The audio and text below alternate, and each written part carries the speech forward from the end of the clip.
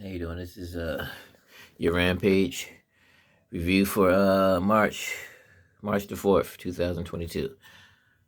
Good show. Like I said, I'm always going to say I'm biased because I enjoy AEW because they have long-term booking and they have a plan, and it's not repetitive. And if there is a rematch, I said this before, it might happen might happen a month or two later. It might be so much of a best of three, like a rubber match. Hell, it might not happen until a year later.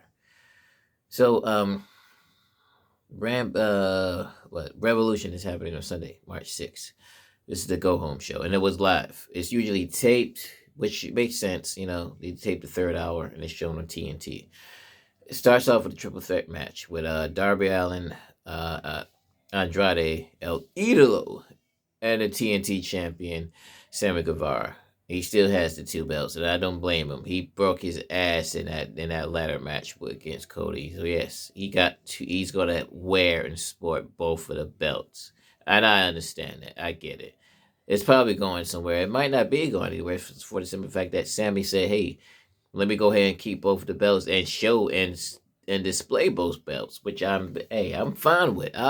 He broke his. I'm surprised that Cody and both of them did not walk away with some sort of long term injury or were out for 2 to 3 months with something.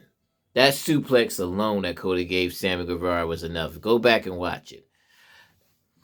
So very good match. I'm not gonna go strike for strike, which I'm not gonna do it justice first of all, but it was a good opener. It was a great opener. I'm glad it was live. It was a few times where you thought that they were gonna give it to either one of them, and that's what I like, unpredictability. And so they're giving him a nice run. Sammy won.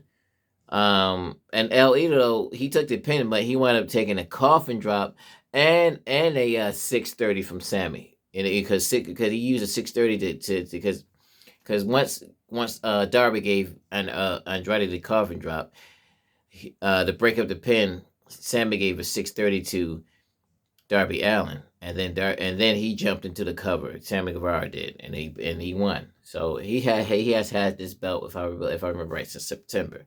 So almost 6 months. It's a good little run. 5 6 months is a good run. It's a good fucking run. And it's going to lead somewhere. Listen, Andrade hasn't even been there for a full year. It's like people kept complaining about Miro. Like, people need to be fucking patient. Shit, Tony has a plan, okay? And then that's why I don't mind him being excited about something. He has a plan. He's excited. He has enthusiasm. Keep going. Keep doing that shit, Tony. Keep doing that shit. You the motherfucking man, all right? You're giving us great entertainment, long-term booking, wrestling the way it should fucking be, all right? You're not delusional. You're not saying, "Oh, you didn't get over it." Go ahead and watch that Pat McAfee Vic Man interview. Oh, you take a look at he said, Talon needs to take a look in the mirror because if you didn't get over it, most likely it's your fault, not because I gave you some bullshit to get over. Fuck you, Vince. All right, you was great for a certain point of time. Once upon a time, you was great. You gave us WrestleMania. You gave us Undertaker. Your two greatest creations. But everything else is absolute. Right now, for the past good year, it's just been getting worse and motherfucking worse. I gave you a solid year. Like I give you a solid year. You got this straight bullshit. All right. And I don't wish you death upon anybody, but fuck, his mother lived to be 102. He's 76. What do we got about almost 30 years left? If we're going by that math or by that logic or by that terminology, what happened with his mom? What is he's got? We got another 30 years of this bullshit. Fuck. Retire, please, Vince. Please. But I might go out of order with the match lineup, but it's Serena Deeb has the 5 minute challenge, and then I like what the opponent did. She jumped right out the ring. She tried to do cat and mouse, and then unfortunately Serena wound up catching her. Gave her a front chancery, and she wound up tapping out, basically a front headlock, and it was basically a sleeper front head. Basically, if you got it locked in tight enough, a front headlock or a chancery can be used as a sleeper. She tapped out, and she still wound up putting her in the fucking sleeper into the Serenity lock. So even after the bell rang. All right. The if I miss a match, I'm gonna go back to it once I remember it. The final match of the night is for the sixth spot of it's Christian Cage and Ethan Page for the sixth spot. So it was a good match. They go back and forth. He tries for the kill switch. Ethan reverses it. He tries for the Ethan's edge.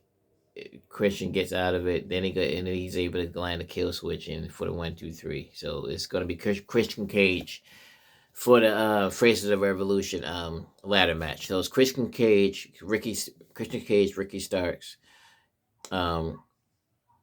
Wardlow, Hobbs, Ricky Starks, Hobbs, and Keith Lee. Those are all your six people for the Face of the Revolution. Other news, Paige Van Zandt, actual legit UFC fighter, mixed martial art, I should say MMA fighter. She signed with AEW. Eat your heart, Ronda Rousey, and I think she has a little bit more. And I think, listen, both of them can. I'm not trying to sound. Listen, they're both attractive women, but Paige Van Zandt, damn, okay, and she has a little bit more life. It seems. Then okay, well, I'm gonna leave it alone. You used to watch my short, you know what I'm talking about.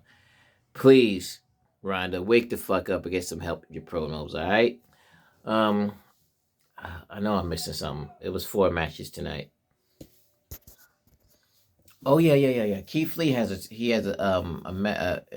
tune-up match basically, second match with JD Drake.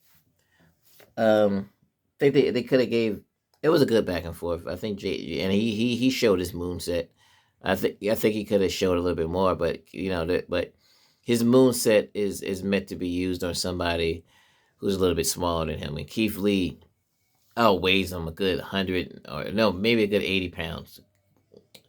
JD Drake is part of the Wingmen. He what is he, about 280 they said, and I think Keith is like 320, 310. So yeah, he outweighs him about a good 50, 60 pounds. But yeah, Keith Lee won with the big bad catastrophe, if I'm saying it, or if I'm got it right, or the BBC. He won with the BBC, and he wound up. JD Drake was going for, I believe, a crossbody. Keith Lee caught him.